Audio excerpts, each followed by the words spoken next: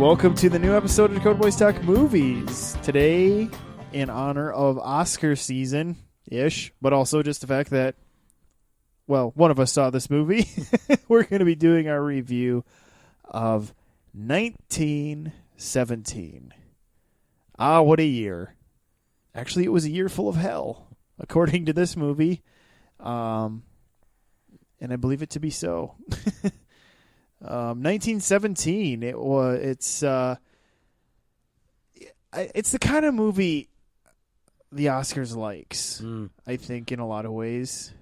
Wouldn't you agree, Dakota? It's kind of one of those, like, the director tried to do something interesting with maybe kind of a simple idea, but they turned it into something that made it very complicated to shoot. Yes.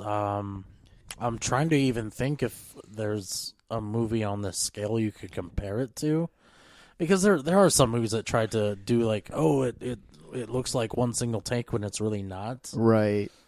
Or there's movies where a large chunk of the movie is seemingly one take, even if it's not the whole movie. Like this one, it literally feels like the whole movie's one take. Did he ever give the director of this ever give a reason why that is? I think he just wanted you to feel.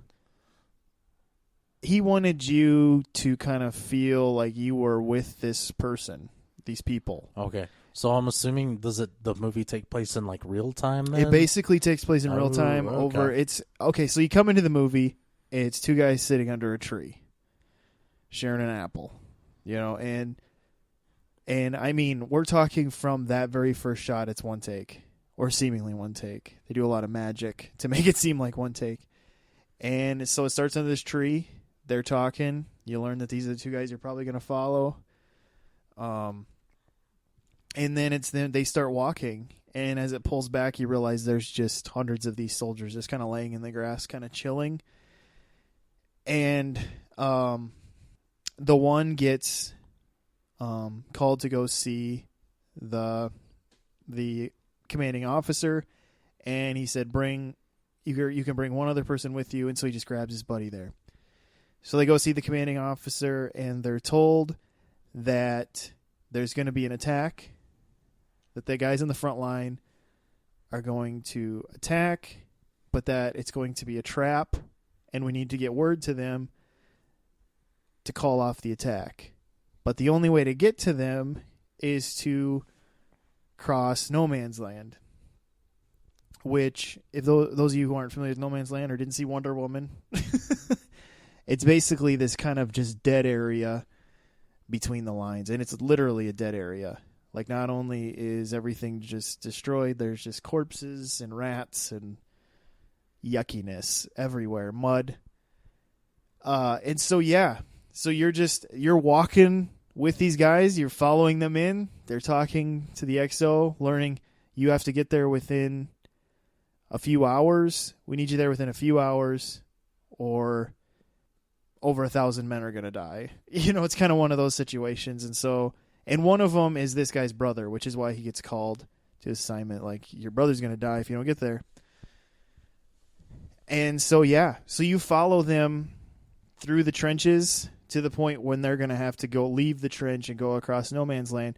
And so it is kind of interesting. It takes you a little bit to kind of get into that groove of, like, you're just walking through a trench with them. But I feel like Sam Mendes does a good job of making everything alive around them. And so it's like, even though they're just walking through a trench, there's things going on. You have the guys.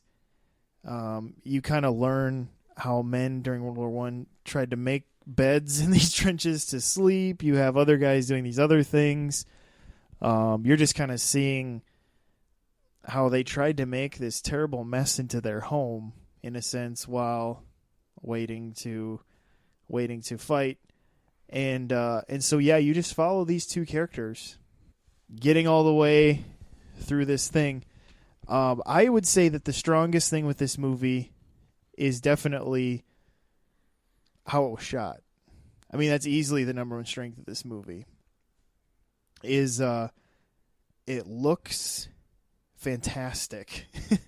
And the way they pull off this kind of one-shot technique is basically flawless. It's just a matter of, I think if you went into this movie I feel like it's good to know going into this movie that that's the way it's shot, because otherwise I think you'd be like, what is happening and what is going on? But I found out the inspiration behind this movie. Dakota, did you know the inspiration behind this movie?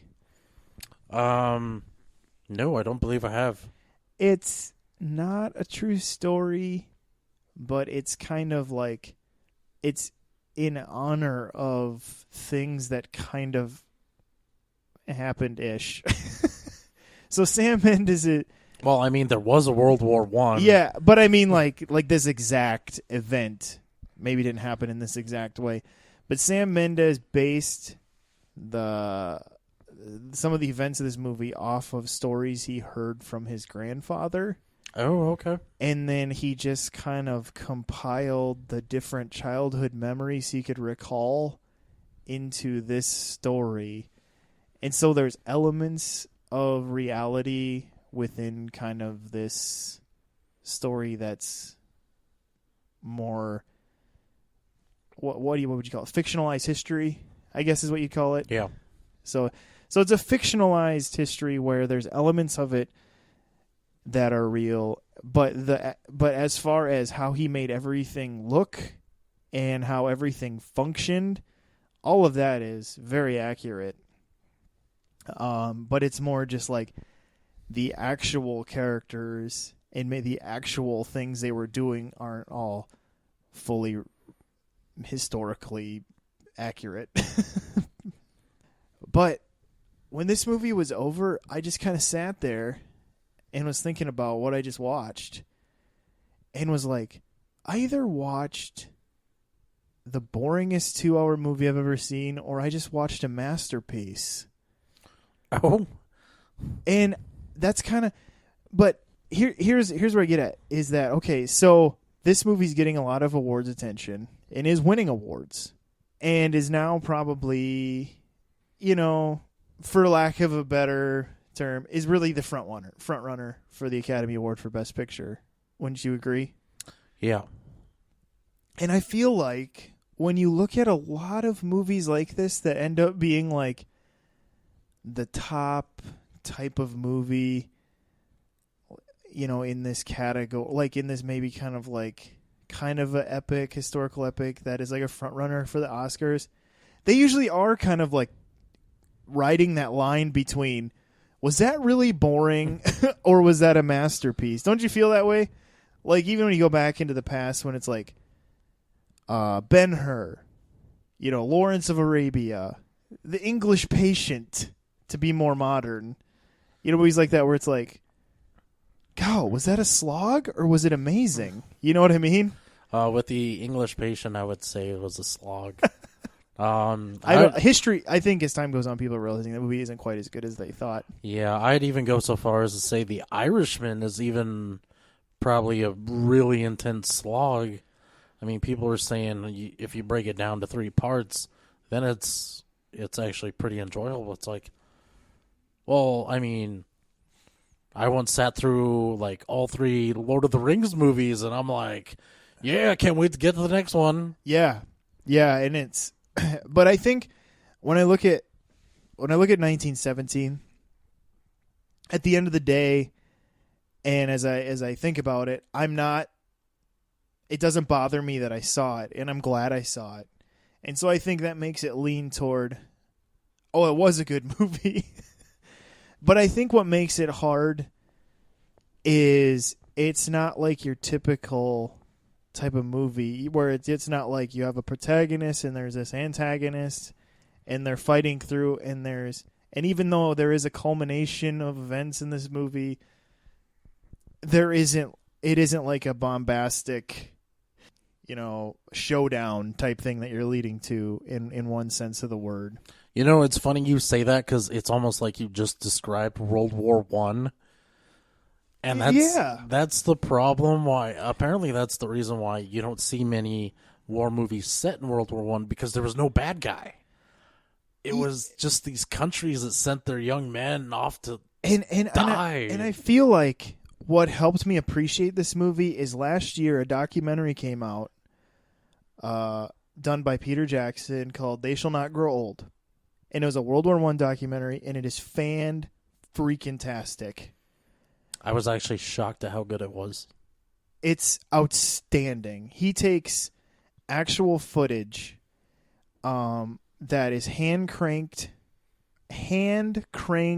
cameras. Now, understand that, hand-cranked. Now, for those of you who don't realize how big of a deal this is, it's a huge deal because your frames per second are all over the place, depending on how that person was cranking. Because what Peter Jackson does is he remasters it. They meticulously, historically accurately colorized it, and then put it at a normal frame rate that our eyes take. Because if you think about it and you watch like old timey type movies or Nickelodeon, not the channel Nickelodeon, but those what Nickelodeon actually means type of movies, they're like all kind of glitchy and weird speeds. Yeah, I used to think it was odd as a kid because you just automatically assume people in like 1920 were just walking all weird. Yeah, yeah, and that's the thing is like, he did some side by sides. If you watch kind of the making of They Shall Not Grow Old, and they meticulously put it all at a normal frame rate, which is what 24 frames per second. Yeah, I think is what our eyes take as kind of more of less a reality of comprehending that as real. And so by doing that, World War I became very much a real event. And you're looking straight into the eyes of these guys and you're realizing how young they were. I mean, how many of them were like just in puberty, yeah. like 14 years old and things like this. And so like Dakota was saying, it's like these literal young men are out on these lines, sitting in these mud holes, seeing their friend next to them who's dead getting chewed up by rats, just blowing each other. It was the first. I mean, this is the weird part about World War I, and I feel like you kind of see in 1917. He does a good job at allowing you to see and understand World War I a little bit as you're walking through the world with these characters, and I think that's what the benefit is of this type of movie is that you are kind of getting because 1917 was late in the war, and so you're kind of seeing the significance of this war and the toll of this war in that as they're walking through no man's land, there's dead horses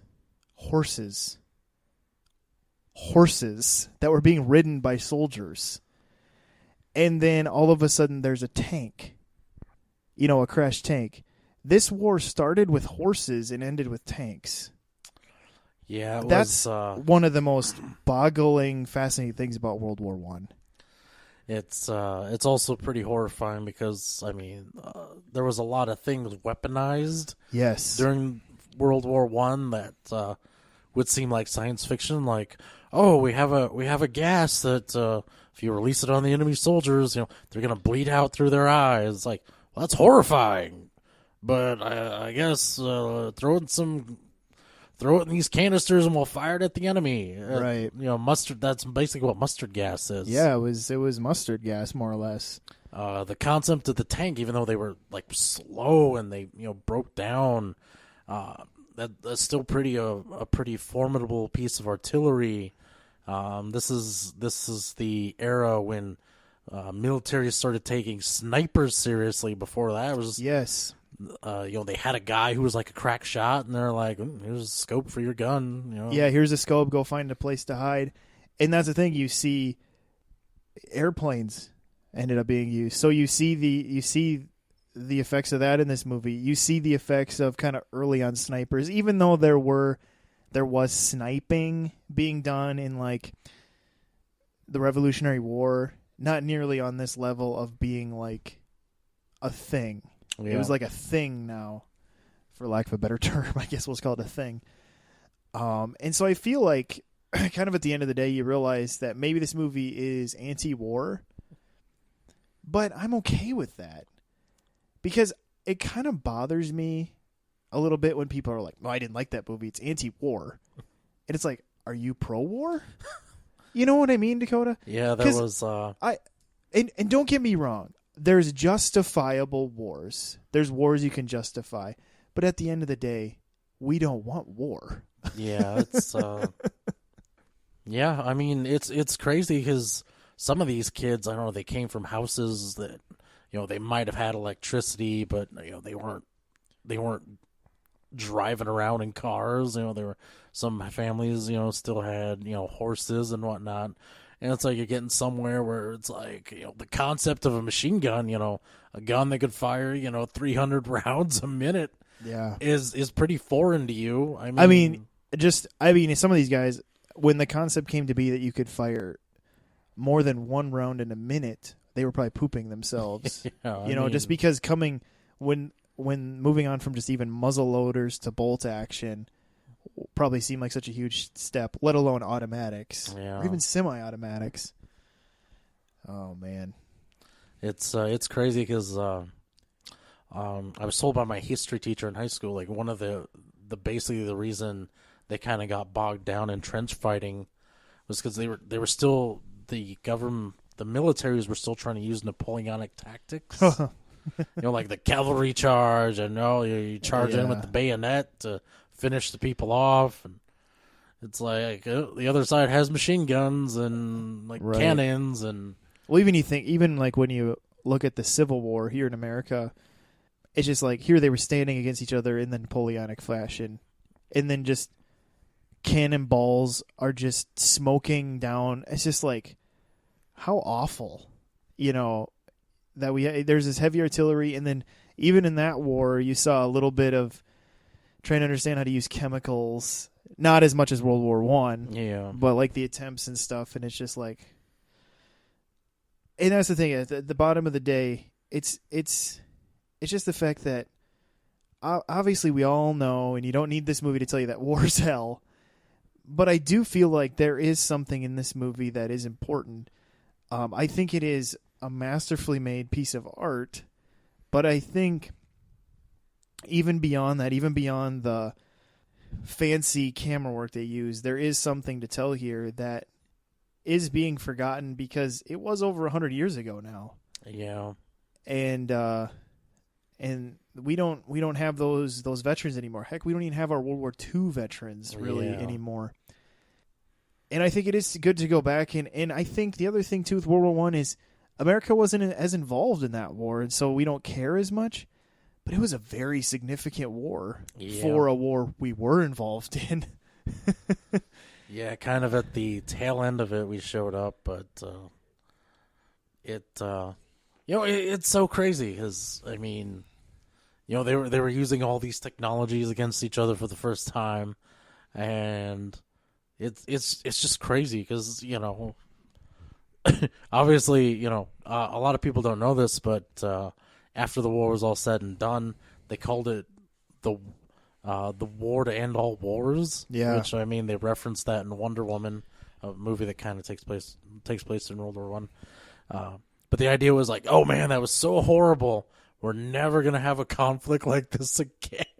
Yeah, and it's like, oh man, that's just like, yeah, it's almost like you can't comprehend it, Yeah, I have it was like a little school book about World War I, and it was published for kids to help understand World War I, but it was published in the 20s or 30s.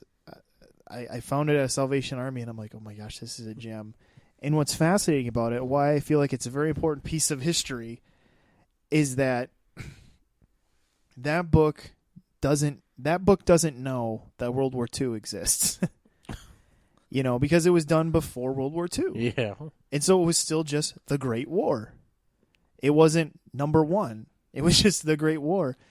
And so that book is done in a very interesting fashion because all through the book it's like, it's kind of alluding to the fact that, well, we're not going to let this happen again. This isn't going to happen again. Kind of like what you were saying, and like it's finished, but it wasn't. There's too many politics. There's too many men, and I guess by men I mean and women, but obviously at that time the world was even more run by men. But let's not get into that. I just mean mankind in general. The hearts of men play into these things, and and then you have politics on top of that, and of course we all know what happens. It is not just the Great War; it becomes World War One. Yeah, it's It was ugly. I think we kind of forget how much death there was even in that war, and how only 20 years later another war started. Yeah, it's almost like the people kind of just forgot that whole conflict happened, even though you couldn't really have World War II without World War One. I mean, Yeah, and not just because of the numbers. yeah. Right. Yeah. And I think a lot of people forgot things in the 20s for a lot of reasons. Yeah. Oh, man. But 1917, I guess to get back a little more into this movie, it's a movie made by a master. I've never been a real Sam Mendes fan, but you can tell that he is a director who knows what he's doing. He very smartly hired Roger Deakins to do the cinematography, which, if you don't know who Roger Deakins is, you do. Because I guarantee any movie you've seen that he's been cinematographer on, you've at least said, that movie looked amazing. And so those two together just made just a masterfully made movie. But on top of that, I think it is a good reminder for people who maybe get too much of their information from movies, but at least are getting some information from movies. It's a good reminder of just these events that happen, and maybe does stir people to like understand those things better and to learn from our history. Yeah, I think as Americans, we kind of don't really care about it. Like I said, just because we showed up at the tail end of it. Yeah. But, yeah, it really kind of impacted things. Mm-hmm. Mm-hmm. Yeah, I feel like in the past decade I've met 2 or 3 Korean War veterans, and you're really understanding how that war has been forgotten too. Yeah. And talking with these guys, you realize that wasn't a fun war. It's good to remember these things for the historical significance, but also in the more modern wars, we have some of the survivors around us, and it's, I know we always talk about, we need to take care of veterans and things like that. But, the Korean War was one I never even thought about. And here I met this guy, these guys who were in their more 80s now. They were, I mean, that was an ugly war too. But it's good to remember those things. But I think with that, I give 1917, it's definitely worth a watch. Just understand what you're going into. You're going into a war movie. A war movie at the strongest sense of war movie. So be aware of that. And also just be aware of the fact that I think it helps, going in how it's shot, and it allows you to be patient and just go with it. And I highly recommend it. So just putting this out there, one wouldn't this equate this with like a war movie like Fury, where it was like meant to be just grim and action and killing crowds. And we're the only tank inexplicably fighting all these Nazis. Yeah, it isn't like that. It isn't like that. You're more just following these guys kind of stumbling into situations. So like a modern day Red Badge of Courage, pretty much. Yeah, maybe that's a good way to look at it, is you're kind of looking at a war through one person's eyes and kind of following them a little bit. Yeah. Kids, if you don't know what the Red Badge of Courage was, your teachers failed you. Very much so. Very much so. I read that in school. And you need to bring a ceremonial samurai sword to them. Tell them to go to the nearest field, and I don't know. If you don't even know what the term Red Badge of Courage means, your teachers have failed you. Yeah, we read it, and then our teacher let us watch the movie, and we were like, it's actually a pretty good movie. It isn't bad. Yeah. It isn't bad. We were expecting something just like boring and depressing. Yeah. It was actually not bad. It was not bad and depressing.